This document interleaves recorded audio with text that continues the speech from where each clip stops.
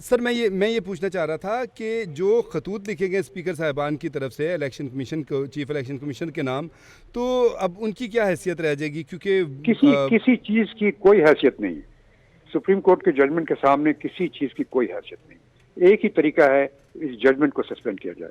अगर ये जजमेंट अपनी जगह बरकरार रहती है, इस पर अमल दरामद लाजमी।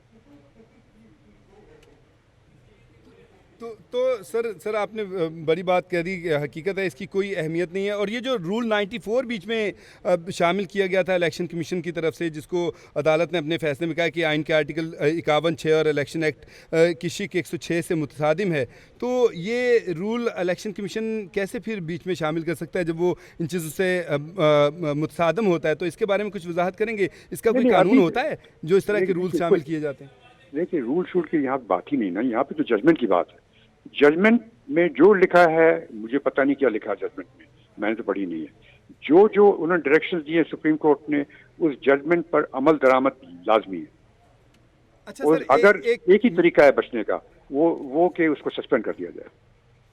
ठीक हो गया। सर एक और बात है, अदालत ने जब फैसला दिया था पहले, तो जब कहा गया था कि तहरीक इंसाफ सियासी जमात है, मखसूस नशिस्तें इसको दी जाएं, ठीक है, आज तो तफसीली फैसला हुआ ना जारी। तो जब पहले कहा था, अदालत ने कह दिया, तो उस वक्त भी कहा था कि 80 में से 39 MNS तहरीक इंसाफ के हैं और बाकी 41 जो हैं उनके 15 दिन के अंदर दस्तखतशुदा बयान लिए जाएँ।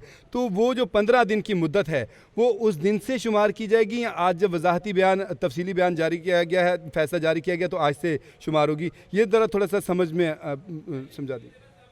नहीं, ये तो अब मैंने देखा नहीं क्या जजमेंट उन्होंने क्या कहा है कि वो कब से वो 15 दिन काउंट होंगे।